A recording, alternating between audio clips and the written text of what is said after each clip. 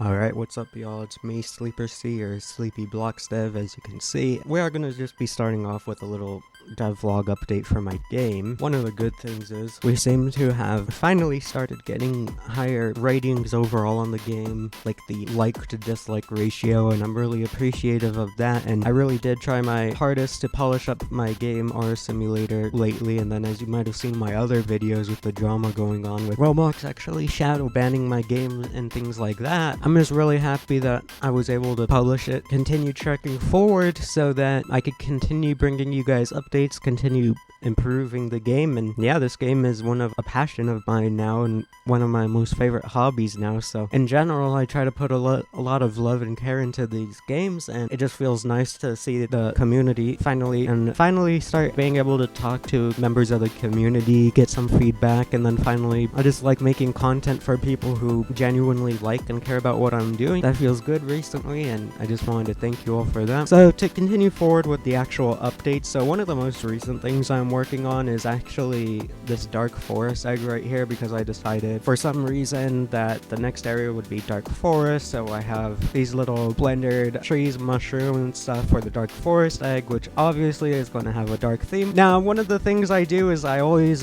have to actually weld the pets together, their bodies and everything, make sure that collisions are turned off, and then on top of it, make sure that each has like an actual primary part within them, which is no can collide, no can touch, and then the primary part itself has to be anchored. So sometimes the pets work with just one weld constraint that I'll actually try welding to like the primary mesh of their body. But the reason you have to use an actual part when you're making pets, and almost like any type of like pet system I've seen so far, is basically, so I just spawned a regular part, snapped to it with F randomly on the workspace. So as you can see, I clicked part up here in the home tab, randomly spawned it in the workspace, kind of far from where I was working on the original dark forest pets that I had shown you. Anyway, so if I think it's oriented correctly, basically here's how you want to set up basically everything when it comes to camera orientation, pivoting, position, like viewing angles when it comes to Roblox Studio. Okay, this is my most important tip right here. So basically, when you spawn any part into workspace, so I'm just going to do it again. Hopefully they stack if I have collisions turned on. Okay, it spawned way down here actually. So I'll just delete this one, grab that one, snap to it, and show you guys. So the newly spawned part, right? You just want to have it selected, and you want to put a decal into it in the Explorer. Now, as we can see, I was correct in my assumption that this is the default native side where the decal will be placed. So basically, base parts in Roblox, they always have like a default orientation, and it kind of like depends on which direction it's facing per game to game, like per Roblox Studio project to project, because you don't really know north, west, south, east for each like game just by like simply like swiveling your camera around the game world, if you get what I'm trying to say, the workspace. As we can see, so watch, you can move the decal around, right? Now it's on the side, now it's on the top. Okay, now watch closely. I'm gonna delete this decal, and I'm actually gonna place another one within. I'm gonna make sure that the actual part is selected, since I have many parts in the workspace, as you can see. So we're gonna hit our select tool, and we're gonna grab it again. So look, decal again. See, so without even hovering over the part, just by default, the decal is placed facing this side.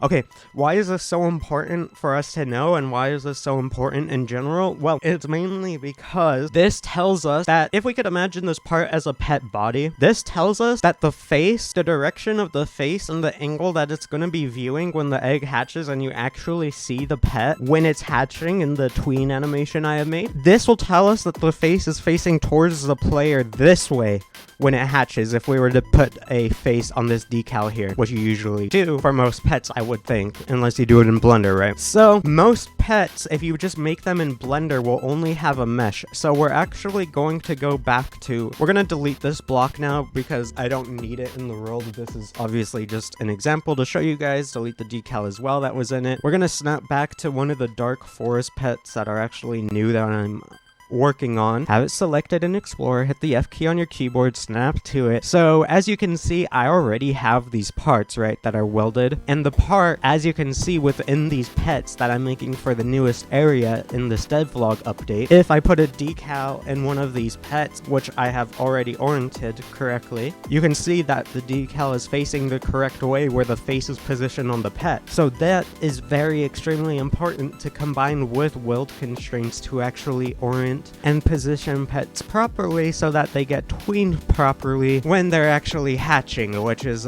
something I had to figure out over time and experience. So the reason this is also so important is because, as I've also learned in this dev journey, how do we get an egg or an egg mesh to actually be considered one of the primary parts so that the camera angle is oriented correctly, right? I'm going to show you another quick example, just really quick, because this is something else to tie into what else I was saying originally that is, in my opinion, extremely helpful and extremely important to know in anyone's studio dev journey. So we're going to take this egg, for example, like I was saying, and we're going to set its price to 1, and if it's gems or coins, I think the price of 1, well, we'll just set it to coins in case, because that's even easier to get in this game or a simulator. And then gems are one of the main currency in this game as well, kind of similar to Pet Simulator. We're just setting the currency to a really low currency so I can test the game really quick and show you guys. So I might have had this one set up already. Yeah, see, so I have the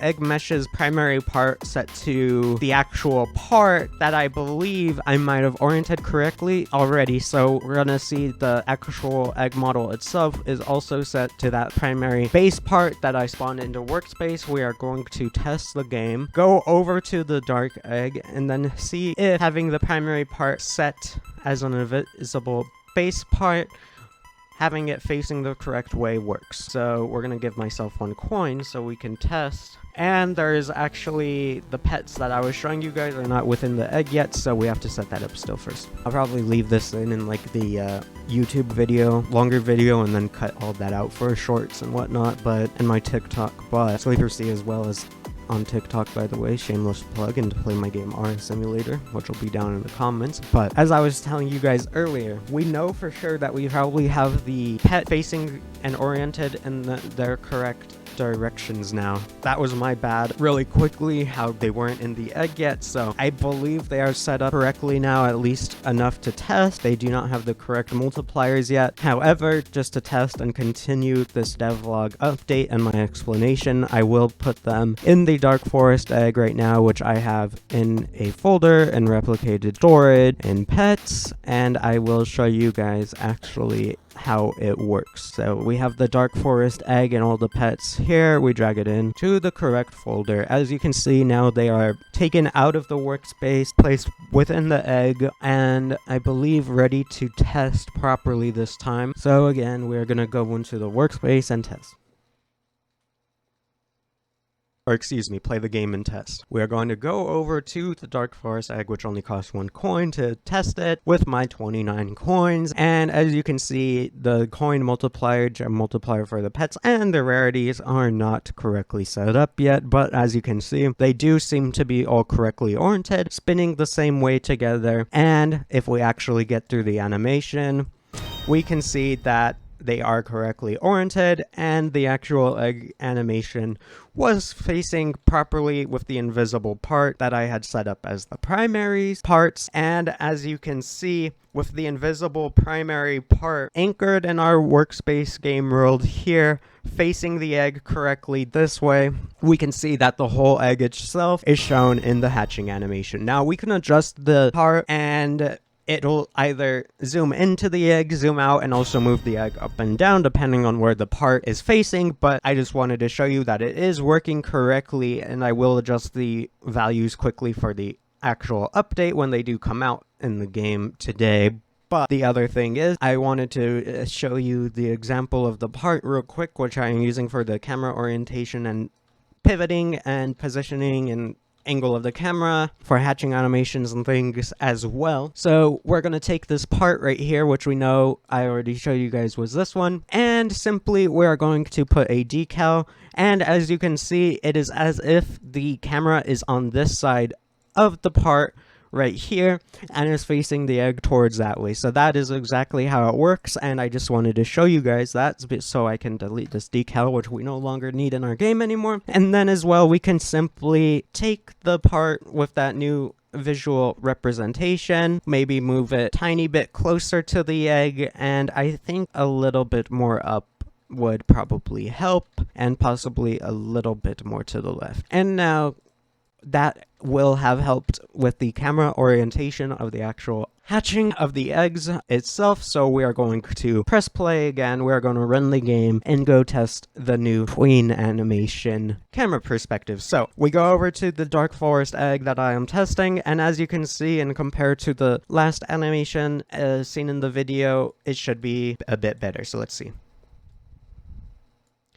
Okay, so I moved the camera up, which seems to have actually moved the egg down, for example, which I guess I wasn't thinking of properly, and we don't actually want that. So I actually want to move this part down a little on the y-axis, and we're going to see if moving it down quite a bit like that will now help to properly align and fix the hatching animation more perfectly. We are going to play or run the game one more time and go look at it so I can show y'all. Okay, and now we are going to hatch again.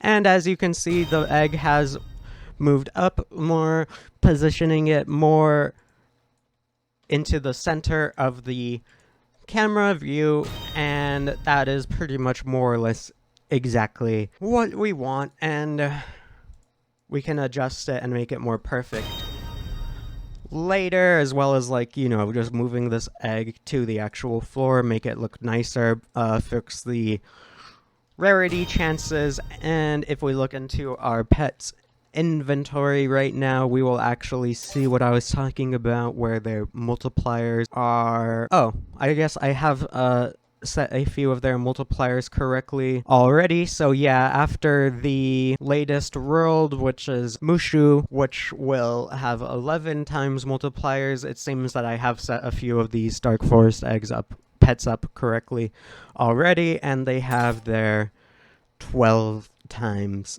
plus multipliers to coins and gems values. So yeah, I just wanted to show you guys that real quick, show an example. I'm probably going to cut here and just work on publishing the game and making this better.